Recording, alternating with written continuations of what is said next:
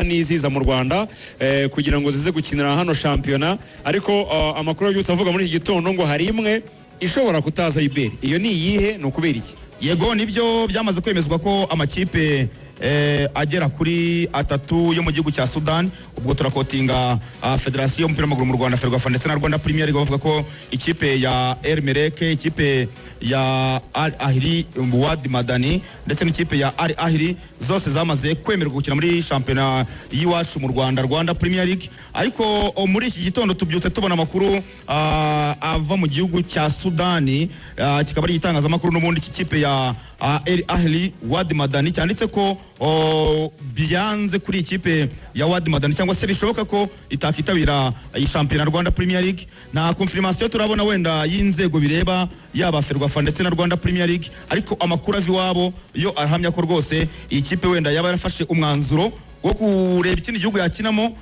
ntize mu Rwanda. Uwo turaza kubaza wenda no muri Ferwafa batubwire niba yamaze kubamenyesha ko itakitabiriye Rwanda Premier League, cyane ko Ferwafa na Rwanda Premier League bari bamaze kuyemerera kwitabira iyi shampiyona. Ubwo rero turaza kureba niba koko iyi nkuru ari impamo gusa n'amakuru abyutse avugwa, ariko byihame byo ikipe ya El Merreikh ndetse n'ikipe ya Al Ahly zo zigomba kuba zitabira Rwanda Premier League. Reka turebe ko ni ikipe ya Wad Madani nayo izaba ihari. Harimo abafana ba Gorilla baribaza bati se wa mwataka Iberi yajyaga tubwira yahageze bimeze bite? We yahageze wa mwataka? Yego yahageze n'umwataka witwa Khalifa Traoré.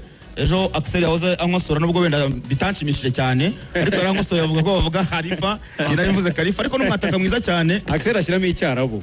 Ashyiramo icyarabo wagira ngo yabayeyo.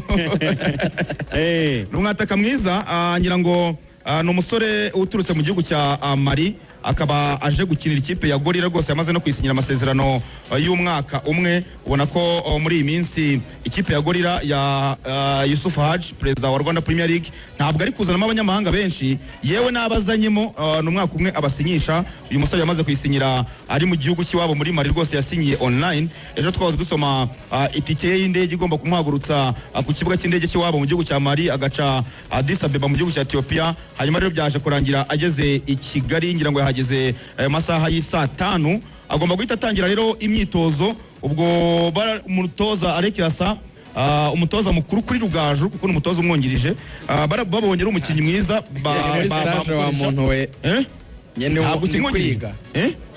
kwiga kuba wiga bikora muri coaching staff ariko coaching staff ya Kirasa ayobora. Ubwo wenda Rugaju azanariba niba n'umukinnyi mwiza nkuko babitubwira, kuko ni umukinnyi agency ye harimo n'umuaja musanzwe muzi rwose mu cyo banta biganiro. Niwe wamurangiye ikipe ya Gorilla, bavuga ko ari umukinnyi mwiza. Urebye umwaka ushize w'imikino ari mu ikipe y'iwabo mu gihugu cya Mali, yatsinze ibitego 7, atanga imipira 5 yavuyemo ibitego. Ni umukinnyi ukina nka nimero 9.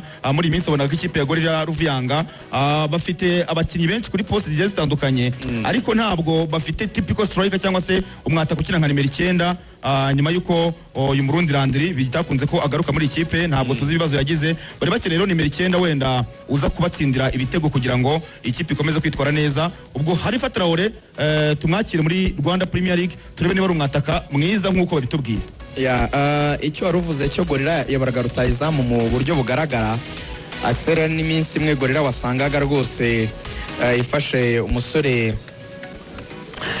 nka Mudeyi akajya gukina ku 9 asimburana na rutayizamu wa Gorilla umwe uhari navuga ngo ufatika. Buriya Gorilla yagize ikibazo gikomeye cyane kigenda ry'umusore wanafashaga mu gutsinda ibitego cyane. Twari twakoranye pre-season, uyu musore w'umukongomani Rayon Sport Tansere yagombaga gusinyisha birangiye agiye muri Gorilla Tansere. Hanyuma Gorilla nayo mu gihe yiteguye ko azayifasha itayerekeza muri Kenya. Ubu rero kugira ngo hadakomeza kuboneka ikibazo cyo kubura abantu bashobora gutsinda ibitego, byibura hari abashobora gupasa beza, harimo Frank Nduwimana umusore w'amagarwa muri equipe nationale y'u Burundi. Hari abasore nka Badarsi, n'abakinnyi batari babi. Mediane nziza irimo umusore wahoze mu Magaju, uyu musore Narcisse Masudi, umusore w'umuhanga cyane. Hakaza kapiteni wa Gorilla, umwe mu bakinnyi beza cyane muri shampiyona Iberi mu mediateri Victor Murda. Si ikibazo kindi ni rutahizamu gusa. Kuri gatatu bafite umusore mwiza cyane, ntekereza ko Rayon na APR umwaka utaha dushobora kuzamurwanira. Eric Nduwimana, umusore muremure w'imoso mwiza cyane w'umuhanga rwose. Umutima wa defense harimo umukinnyi wa equipe nationale y'u Burundi Omar, n'ejo bundi yari yahamagawe. Harimo umusore w'umunyarwanda yitwa Didier, ni umukinnyi mwiza. Ifite umuzamu wahoze hano muri Musanze wanahamagawe muri equipe y'igihugu mu bihe byashize, umuzamu Gadi. Ifite umutoza mwiza nka Kirasa. Wabonaga nyine iyo poste ya rutahizamu, uwo muntu watsinda ibitego wenda na nimero 10, niyo myanya ibiri Gorira ubona yari ikeneye cyane.